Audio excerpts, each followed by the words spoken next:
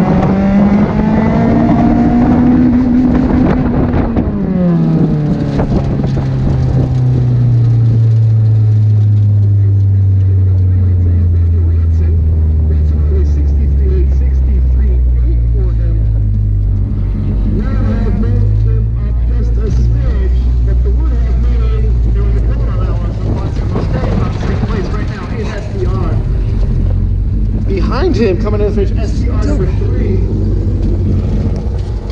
Take it back in that blue car.